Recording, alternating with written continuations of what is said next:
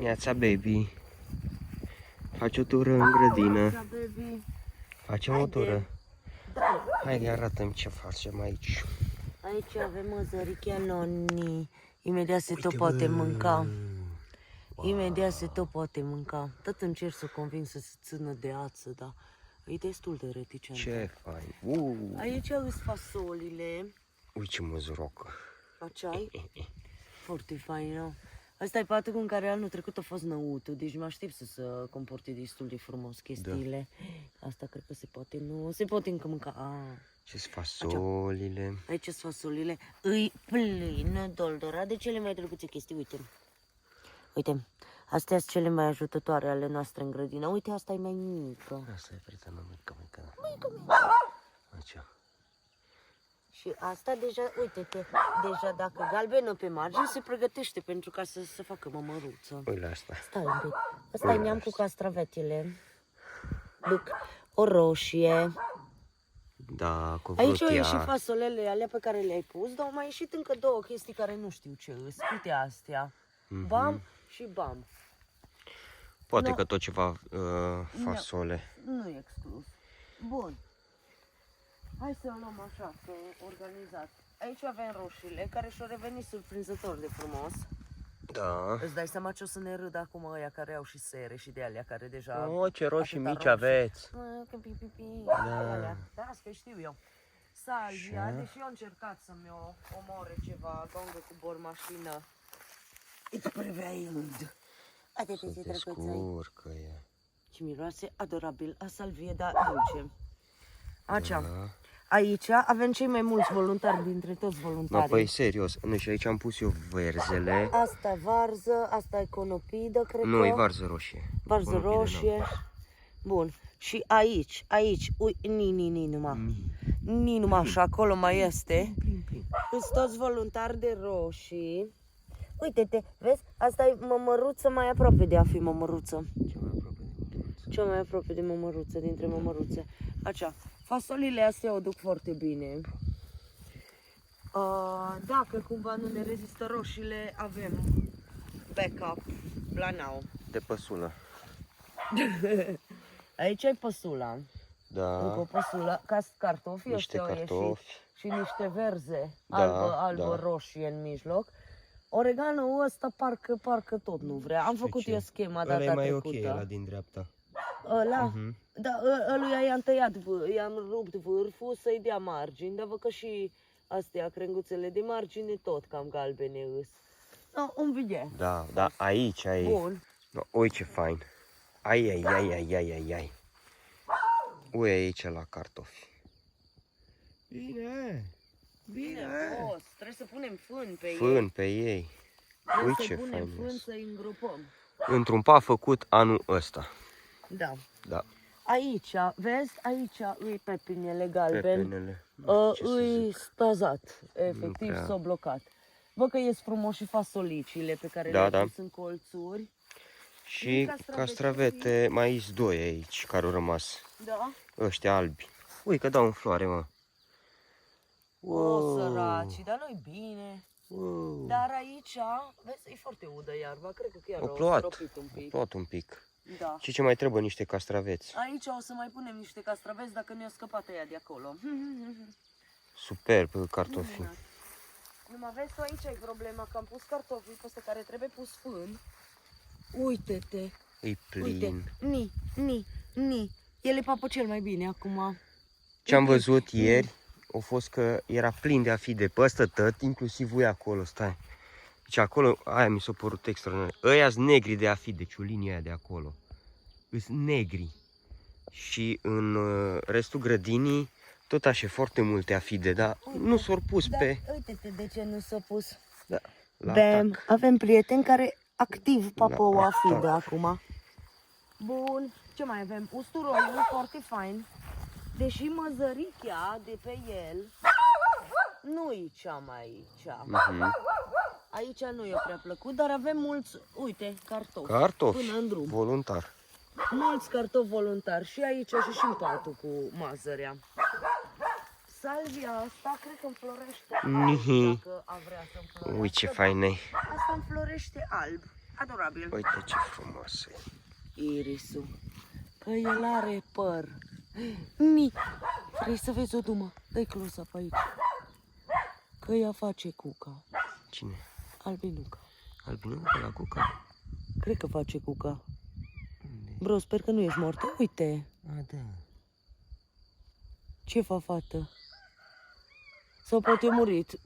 Fasul meu și eu vreau să mor într-un iris dacă când e cazul. Da. Nu? Lavanda înflorește. Uite. Lavandă. Îi în al doilea an, lavanda se comportă bine. Și aici? Uite ce e acolo. Gălbeneaua. A Aici început. avem busul scorții care a scăpat. Da. Busul scorții a scăpat și îi relativ viu. Ăștia ardei caien au scăpat. Nu, că scapia. Am crezut pentru o perioadă că Scapia? scapia, dar de fapt O scapia. ieși niște mazăre din asta. Fasole. Fasole și din asta. Da. Ăștia sunt de alea pitice. Mung, pitică, fasole brună, tot felul de La dubiozități. castraveți, cornișoni îi dau frunze. Le dau Noi. frunze, aici avem o sălățoie. Da. Mărarul ăsta e cât Baza mai- mărarul. Ador. Bă, să mă bată dacă nu. Da. Și uite, și la ardeiuțul ăsta e mai de frunză. Nu știu dacă o să mai apuce el să mâncăm, dar așa. Aici am făcut o oroare. Că le-am Nici ce faci și-o revenit. găsit aproape duse. Nici ce Ui, faci și-o și-o revenit. revenit. Toate, man, și roșiile astea, Erau, ui, sweetheart. așa erau. Așa erau toate. Nu vezi, castraveții nu și-au castraveți. revenit Doi. toți, dar mai avem 3. 3. E 3 bun. castraveți. 3 sunt mai mult decât 0. Exact, cu 3 chiar. Mai mult. Na, super. Bun. Mă duc până în spate la... Ce fac, baby? Ăsta îi troscotul japonez. Japanese knotweed. E o specie super interesantă, foarte invazivă, pentru că am citit că ea poate să crească până la 50 de centimetri. Cât e 50? Pe zi. Pe ăsta genunchi. Pe zi. Atât. Pe zi. Atât. Ce am văzut e că, ăștia tinerii au gust de rubarbă, îs buni, chiar au gust de rubarb. În Asia se folosește în anumite dișuri și să murează. Poate încercăm și noi odată, dar e foarte, foarte invazivă. Și sunt anumite state, UK sau Statele Unite și Canada, unde am văzut că, spre exemplu, dacă ai pe proprietate așa ceva, îți scade prețul foarte mult la teren. Imagine. De ce? Pentru că are rizomi foarte adânci, merg până la 4-5 metri și poți să-ți intre prin fundații la casă, prin pietri.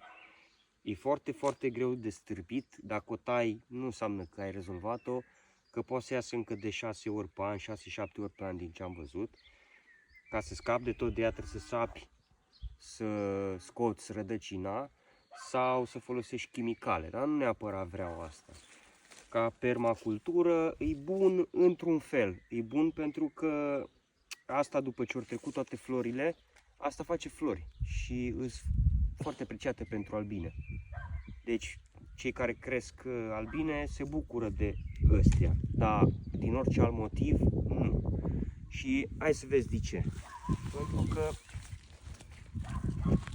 eu aici am adunat numai de pe peticul ăsta. Vezi că îți și urzici, dar el creează un sistem de monocultură și umbrește tot ce îi pe ce poate să crească în jur, stârpește și apoi nu numai asta, dar după ce se usucă, lasă pământul gol și se usucă foarte tare. Hai să vezi cum arată de aici.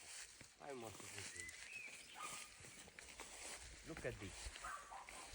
Face niște chestii super înalte, poate să ajungă până la 3 metri. Și uite cât e aici. Noi am tăiat de vreo 4 ori, cred că 5 ori până acum. Se rupe ușor și asta e numai o bucată. Zice că ăsta are ceva, nu pot să zic eu acum termenul că nu l-am reținut, pentru reglare neuronală și chestii de genul, adică poate să fie considerat și medicine plant. Dar dacă eu o arunc pe pământ, aia o să mai dea 100% din ea. Deci e foarte greu. Cum i-am zis, Japanese knotweed, nu știu dacă aveți sau nu. Dacă aveți, spuneți-ne ce faceți cu el sau scăpați de el, l-ați identificat sau nu. Dacă îl folosiți la, nu știu, mulci, la compost, la whatever, sau îl tăiem pătăt de multe ori. Du până în spatele năud repede și după aia o să vă arăt ceva. Aici patul de cartofi. Ăsta, efectiv, am dat iarba jos, cred că ați văzut, dacă n-ați văzut. Am dat iarba jos de pe ea, am săpat un pic și am săpat cartofii ceapă înăuntru. Ce să mai, mă? Ce să mai?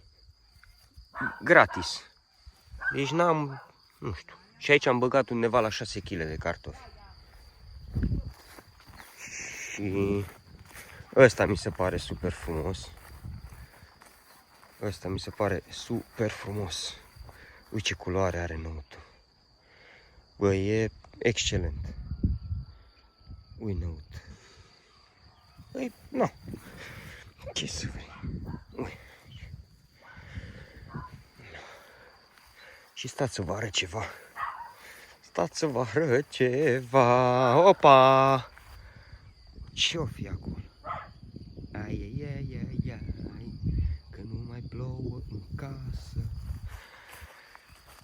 Ia, și vă duc să vedem cum s-a uscat în pivniță, că am văzut noi ieri, dar trebuie să și prindem. Ia, stați așa că mă duc repede. Repede.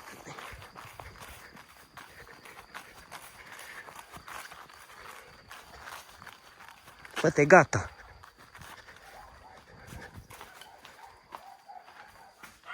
Ui cum s-a uscat aici. No. Treabă de meseriaș. Făcută de nu meseriaș. S-a uscat fain. Mai las un pic și vin cu stratul ăla de tinci. Mega tare. Și aici în casă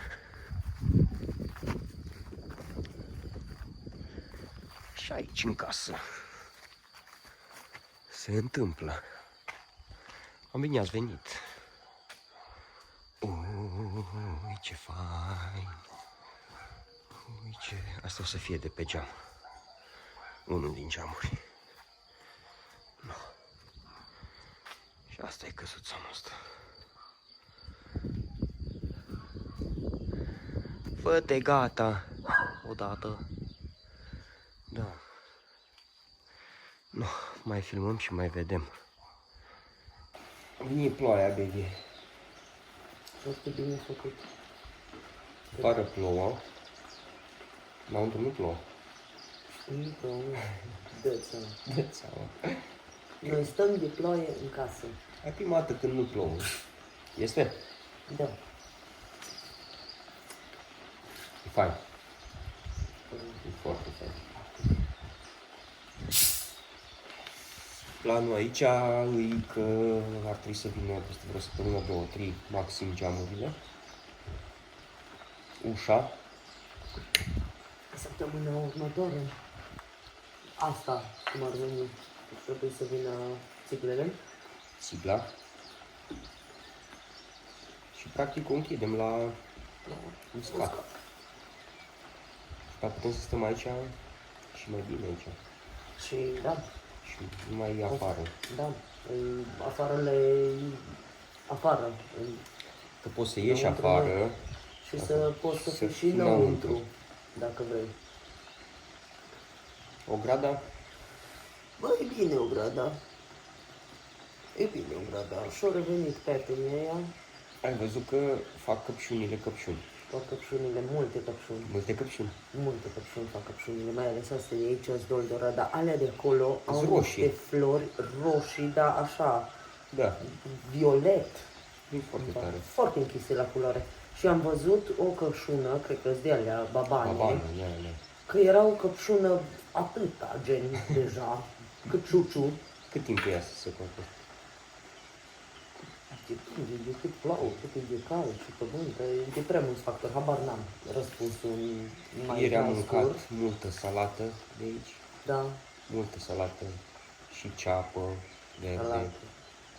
și mazăre. Ai mâncat mazăre? Am mâncat și astăzi mazăre. Câtă mazăre ai mâncat? Astăzi una și ieri una, că nu prea sunt mici. Dar deja sunt măzăroase, la Am curuță. mâncat mărar. Da. Da. Am cosit un pic în grădină, că n-am vrut să le stric la oameni de niște. Sărbătoarea. Am... Doamne, iartă-mă, dar... Mai pune sărbători și în mijlocul săptămânii, nu numai pe weekend când avem de treabă. Da, Dar noi am cosit de 1 iunie, nu de Rusale. corect. Mai are? E super încântat de cartofi. Da. Sunt foarte încântat. Am mai pus fân la ei cât o mai fost și cum am mai putut să n-acopăr alte chestii. Și acum mai tot punem, nu? Sau, nu, aici e problema, că iasă ceapa, spre exemplu, să iasă... O ocolim, pe cât putem. Dar păi ca și când am pus fânul aici, că ai pus fânul deasupra și nu mai e așa. Firele de frunzele de ceapă și le ridici în sus, printre fini. Corect. Bate răta. E plin de larve de mămăruțe, e plin. Plin de mămăruțe. Da. Drăguțe. Atâta zi drăguțe și de mici. Și harnice, nu mai sunt a fi de aproape nicăieri. Ia. Nici în prun. Sau de ploaie.